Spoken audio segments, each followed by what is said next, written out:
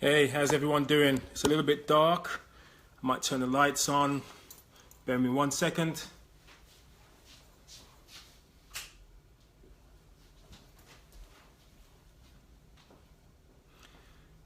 Yeah, how's everyone doing out there? Hopefully I've got a bit of an audience coming.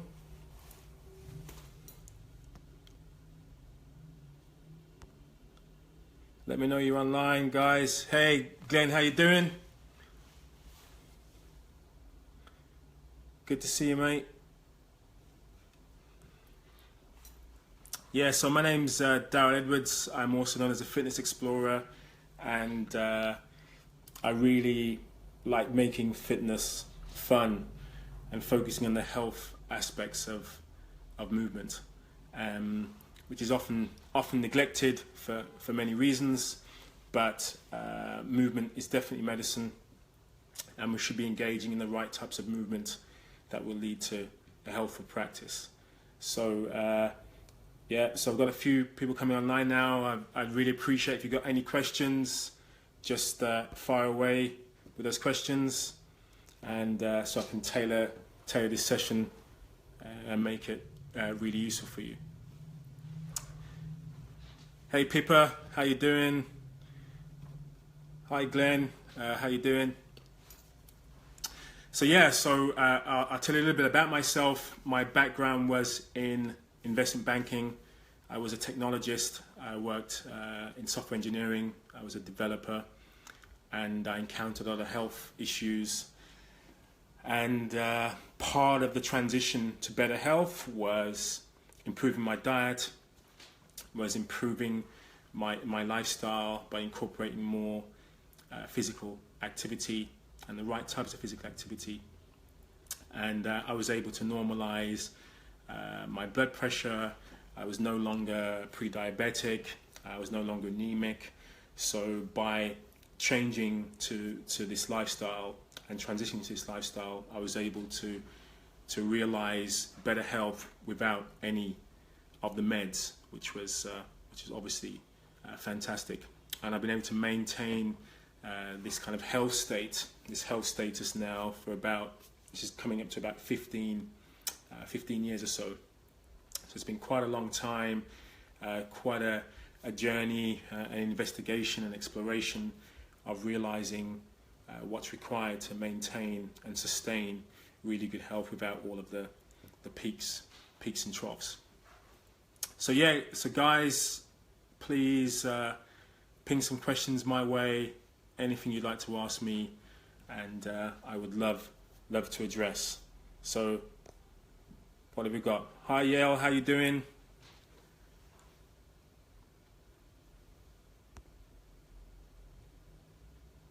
So, okay, I'll keep on talking. One of the things that fascinates me about movement is really the kind of medicinal properties. So I remember thinking about my pre-diabetes, and usually when it's discussed within our circles, within the health circles, we're always told about carbohydrate restriction as being one solution. You know, I had a problem managing my glucose homeostasis. So by reducing carbs, you're better able to reduce the impact that comes with insulin insensitivity or insulin resistance. But there are other approaches as well, and one of those approaches is thinking about physical activity, because physical activity is one of the best ways, one of the optimal ways to improve insulin sensitivity. When you have contraction of muscle, that actually improves insulin sensitivity for around 24 to 72 hours after that activity. And the great news about that increase in insulin sensitivity is that insulin isn't required. So there are other transporters that don't rely on insulin to ensure that blood glucose is still forced into tissue, into muscle tissue. So physical activity and movement and resistance training particularly is one way of ensuring that you can manage your blood glucose levels. So my pre-diabetes, one of the most effective ways for me to ensure good glucose homeostasis was by incorporating the right types of physical activity. Hey guys, I look forward to seeing you in May too. It's going to be a fantastic cruise, and a low carb cruise. So yes, I'm hoping once again you've got some questions. Get the questions over to me. I don't want this to be too kind of scripted. I'd rather this be far more interactive. So any questions you've got at all. So Pippa, Yale, Glenn, fire away. Okay, Erin, thanks so much for your question. Does yoga have the same effect as cardio? Okay, so any physical activity, pretty much if you're sitting and you stand, you're going to have an increase in heart rate.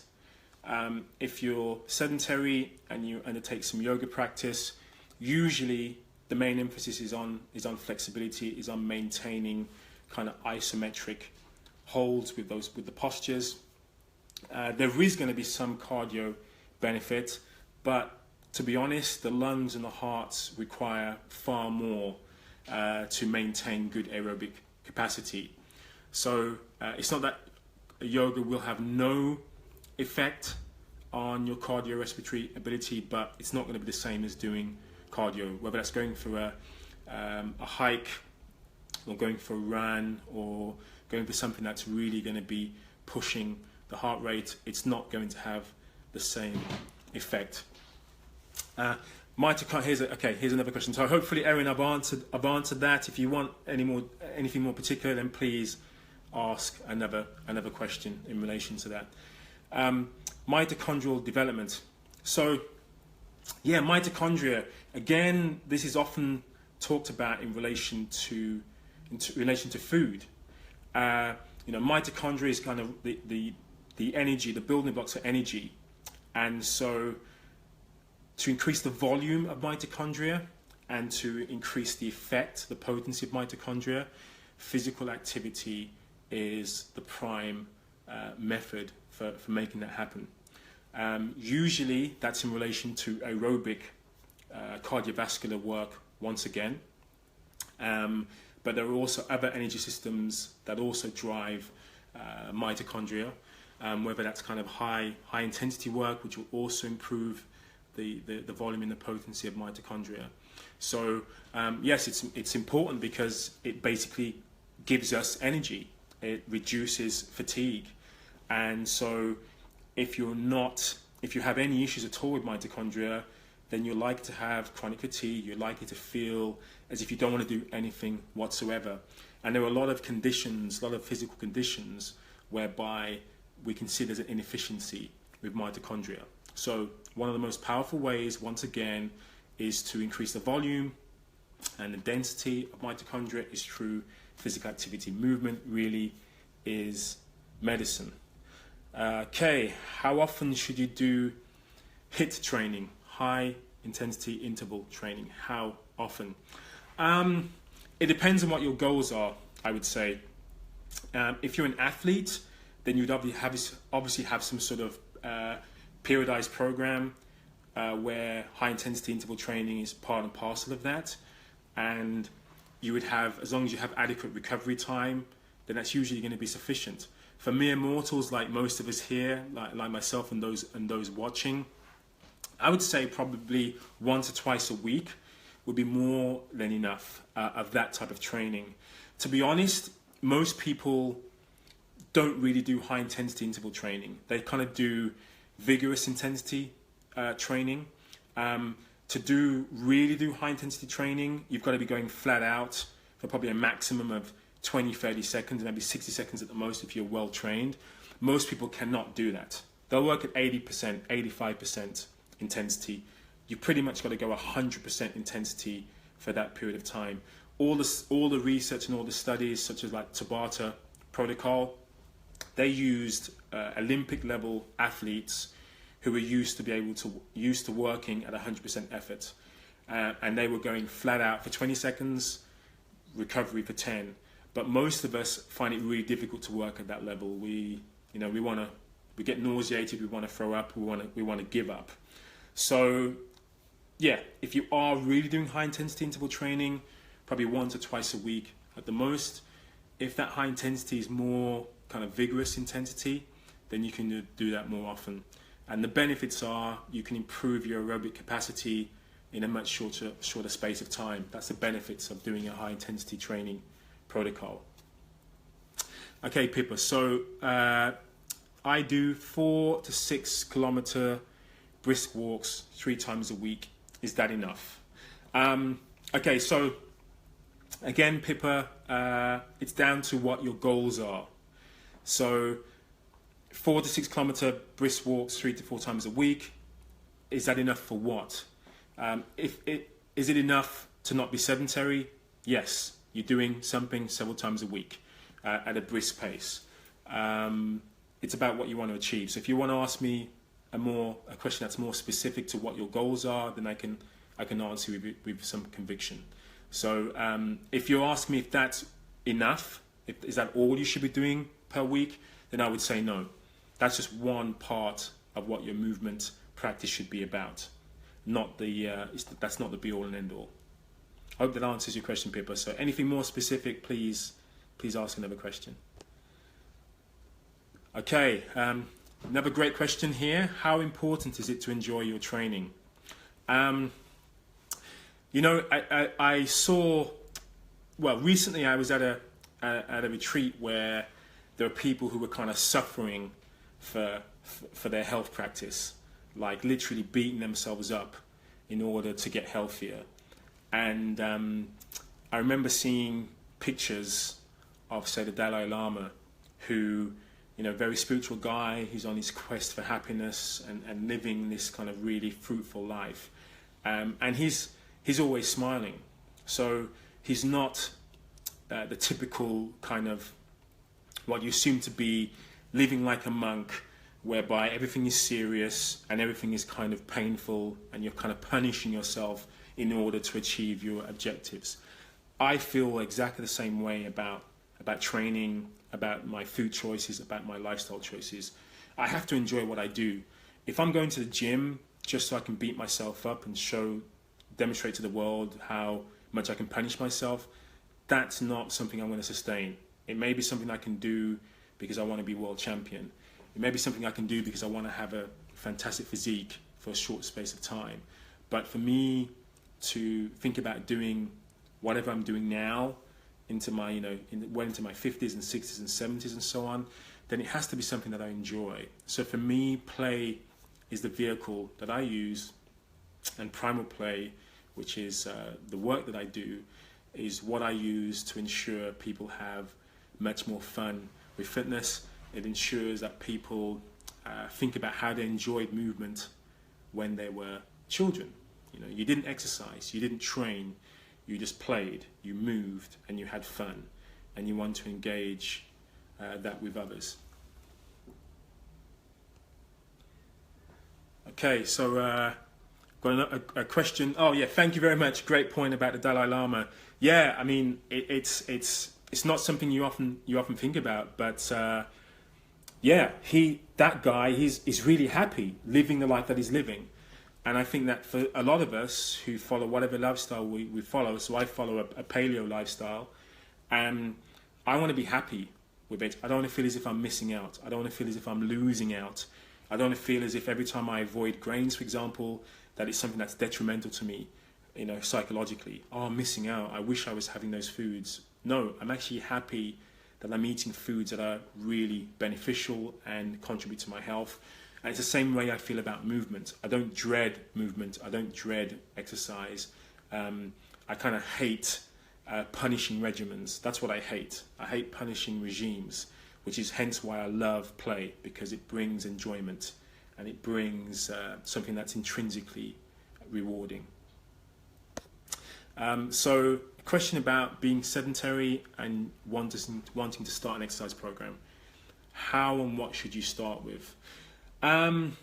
Okay, so I suppose it depends if you're sedentary through choice, i.e., you just haven't been able to maintain a habit when it comes to movement.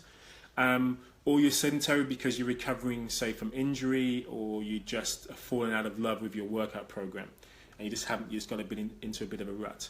So if you're sedentary because you just haven't really ever got to grips with exercise, and you find the whole idea of that daunting, like going to a gym is something that doesn't appeal to you, for example, or exercising outdoors isn't something that appeals. The first thing is you've got to find something you enjoy, and starting off from being sedentary, maybe start incorporating a bit more movement in your life. So you may start making decisions around, okay, I'm going to start taking the stairs more often than the lift. If I'm commuting to work and I'm taking the bus or the subway or the metro, maybe I'll actually walk to the next stop and increase my activity levels that way. Once you start feeling as if movement is getting more and more part of your life, and you're making decisions around movement, then by all means find some sort of program that you feel resonates with you.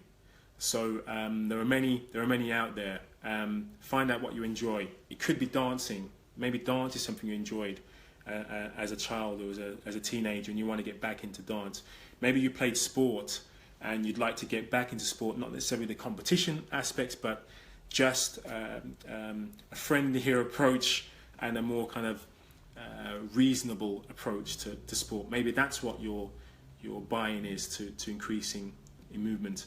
So I would say for sure, make sure you're starting off gently, making sure you're starting off within your comfort zone, and then start to push outside that comfort zone as and when you feel comfortable. But by all means, if you want to make this sustainable, it has to be fun. There has to be some enjoyment in the process, not just the end result. If it's just the end result, you're going to give it up as soon as you hit any obstacles. So find out something that you enjoy, that you're willing to feel as if you're getting intrinsic enjoyment from, and almost instant gratification from, is what you want to be focusing on. So Pippa is asking, okay, so you've gained control of your A1C, your total cholesterol, blood pressure, and you've lost some weight, a lot of weight, well done, 12 kilos. You could possibly lose 5 more. I'm 64 and still working. I just want to be fit. Okay, Pippa, so thanks very much for this information. Now I have some ideas of what your objectives are and what you've done. So all of those markers you've mentioned, the A1C, your lipid profile in terms of your cholesterol, your blood pressure, and as well as losing weight, can all be factored into, as well as your diet, also your approach to physical activity. So what I would suggest, based on the fact you're hiking, brisk walking a few times a week, I definitely recommend once or twice a week doing some resistance training. So resistance training is one of the recommendations by the World Health Organization, most government bodies, for adults, of at least 2 sessions of resistance training a week. This is going to be helping with your bone density. It's going to be helping you with maintaining your blood pressure in the longer term. It will also help, as I mentioned earlier, about insulin sensitivity. Resistance training is actually proven to be pretty much most effective when it comes to physical activity domains to help with blood glucose management. So I would suggest doing some body weight training, doing some resistance training a couple of times a week, and that will help round out your kind of fitness regimen.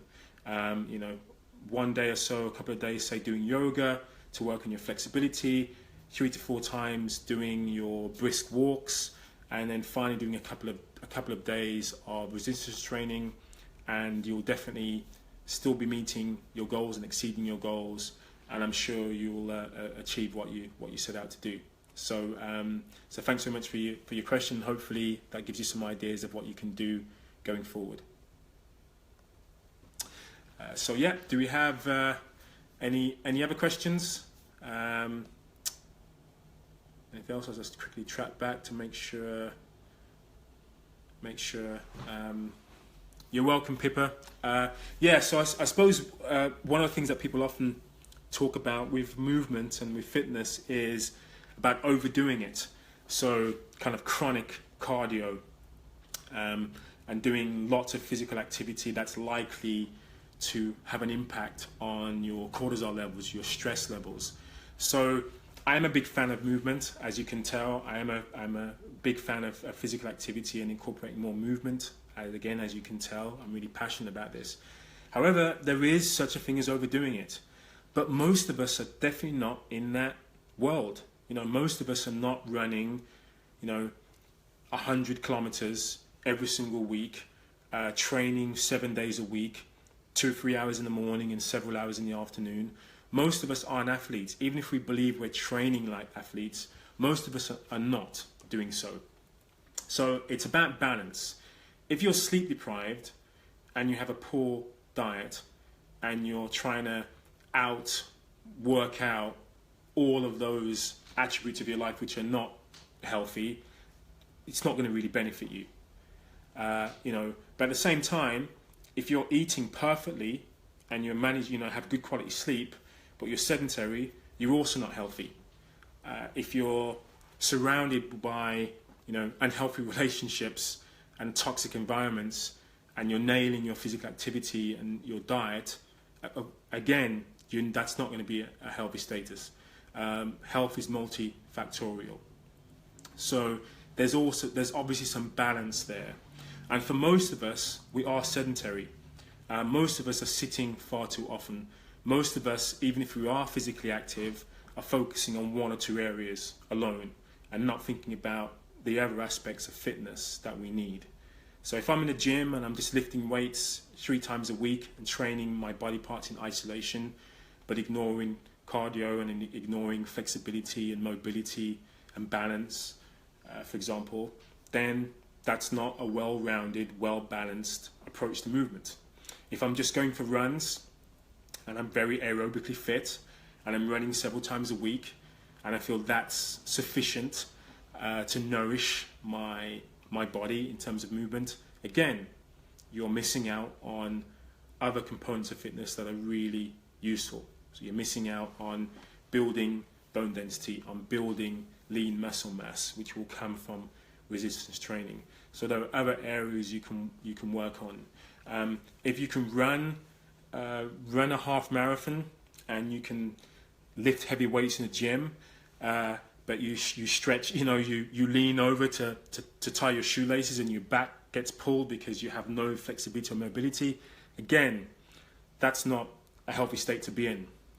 So I think of movement as I do my dietary choices. I do believe in a well-balanced, varied nutritional plate, and I also believe that it should be exactly the same for movement as well. We shouldn't just focus on a one-dimensional approach to movement.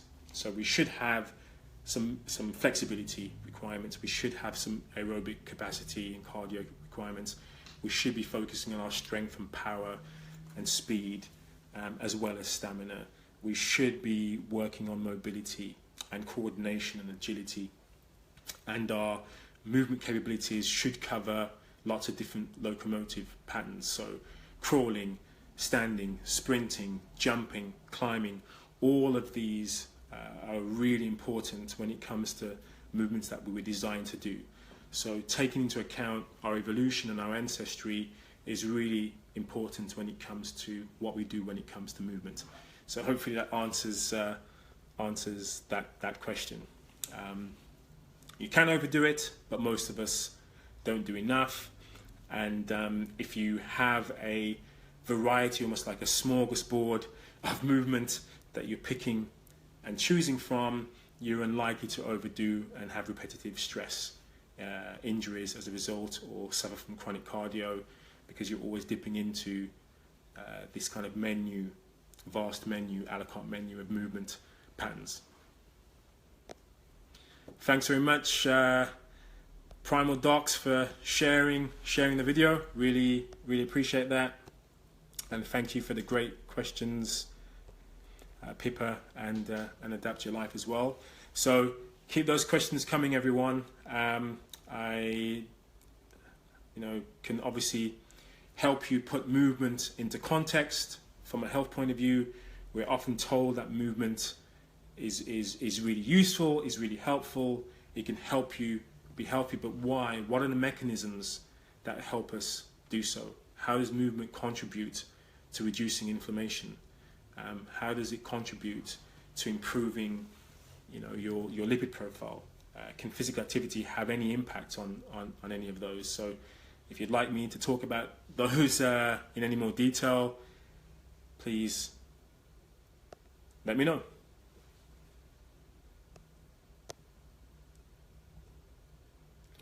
Okay.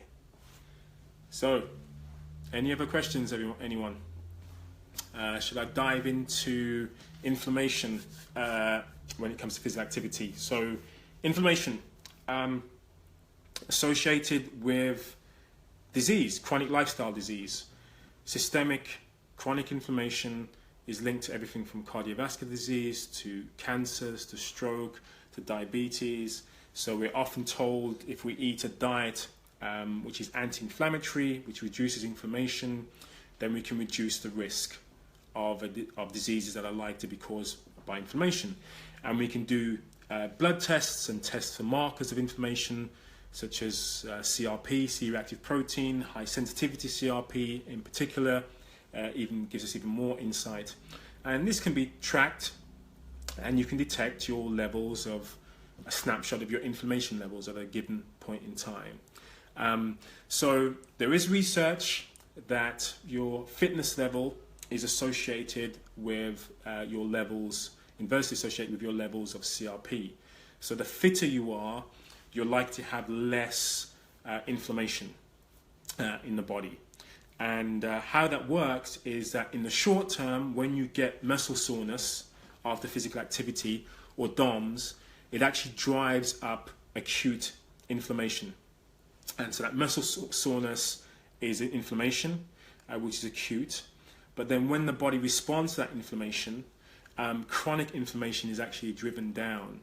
So in the short term, it increases inflammation, which is acute, which is actually not harmful to the body.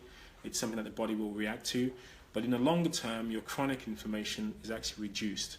So that's one reason why movement and physical activity is associated with less chronic inflammation. So there's a little bit of information around why movement is very beneficial from an anti-inflammatory point of view. Some of the mechanisms, if you want to know a little bit more about the underlying mechanisms, the signaling that occurs from muscle are cytokines or myokines more specifically. So these myokines basically send repair signals and anti-inflammatory signals to other parts of the body, to the heart, to the liver, to other organs around the body, which drives inflammation down.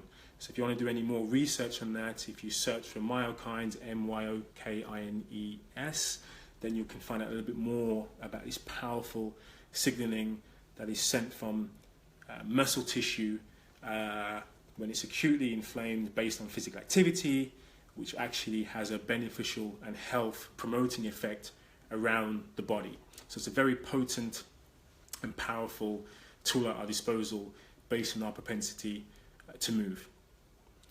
Okay, so just keeping track of the time, it's about 30 minutes have gone, so I don't really want to drag this out for too long, but if you've got any more questions at all, I think I've covered inflammation now. I've covered insulin sensitivity, which is also always important. I suppose probably I should close with body fat. Does exercise make any difference when it comes to losing body fat, to body composition? And there's lots of research saying that there's very little association. You can exercise until you're blue in the face. It's unlikely to have any impact on your weight management. Couple of issues with that. One is, usually if you exercise, especially if you incorporate some resistance training and weight-bearing activity, you're actually likely to put on weight. You may have a period where you're actually losing weight, but as your body adjusts to building more lean body mass, you may actually put on weight. So for me, I'm a prime example. If I look at my body mass index is 26, which means I'm actually overweight according to my BMI. But my BMI is a very poor indication of the levels of body fat I have, which is much closer to 10%. That's my actual body fat, but my BMI says that I'm over 25, which is an overweight category. So a lot of professional athletes, Usain Bolt has a body mass index of over 25. Yeah, you know, The Rock, Dwayne Johnson is actually obese. He has a body mass index of over 30. But of course, if you look at him, you can see that he's just pure muscle. So BMI is not a really good indication of your body fat percentage. And that's often used in studies tracking, you know, the effectiveness of a particular intervention, including exercise. So that's one of the issues. Secondly, as you increase lean muscle mass or lean body mass, it actually increases your metabolism.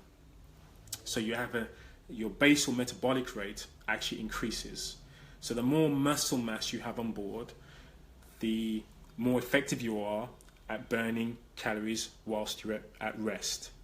So tracking weight alone as an indication that your lifestyle changes are working or not isn't always the best bet.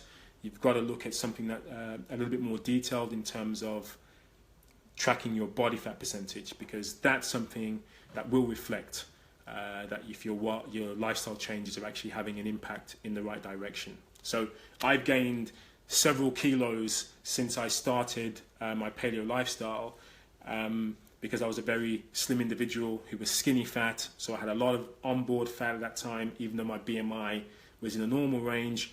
Now my BMI is in the overweight range, but my body fat percentage is much lower than it's pretty much ever been.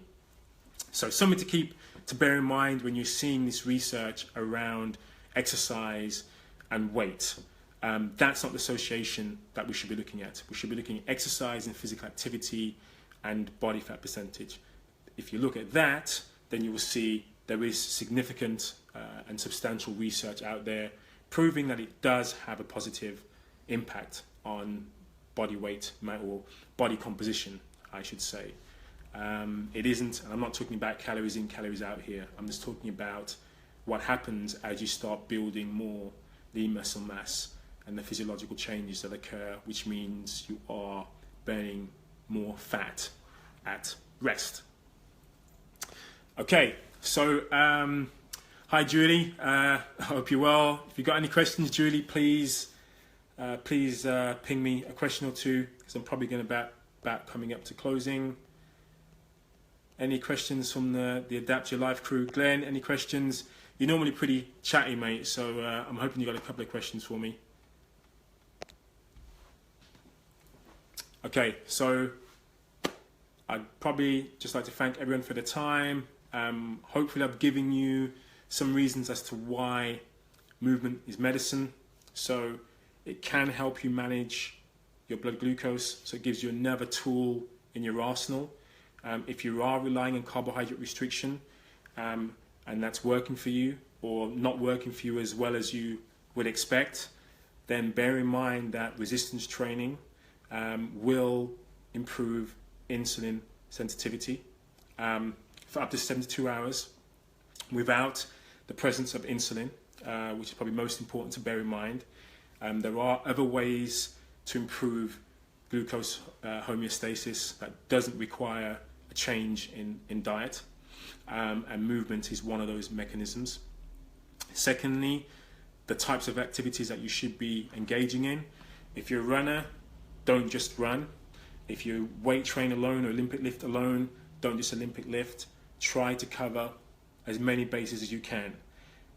Weight train, resistance train, do some flexibility training, work on your balance, work on some speed and stamina work, endurance work.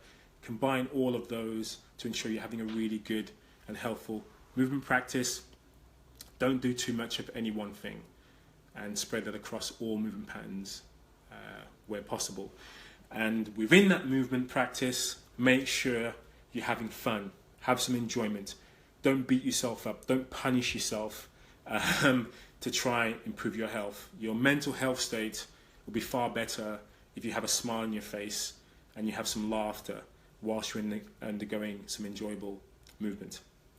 And finally, just recognize that there are benefits in not spending your life being sedentary and not spending your life sitting down all the time. So, on that note, thanks very much for the invitation, the Adapt Your Life guys. Thanks very much for allowing me to host a Facebook Live session. I hope you found this really useful. I've enjoyed your company. Thank you all for your questions. And until next time, I'll see you around. Take care, everyone. It's Darryl Edwards, known as the Fitness Explorer. I hail from London, England, and I love the primal play. Thanks so much, everyone.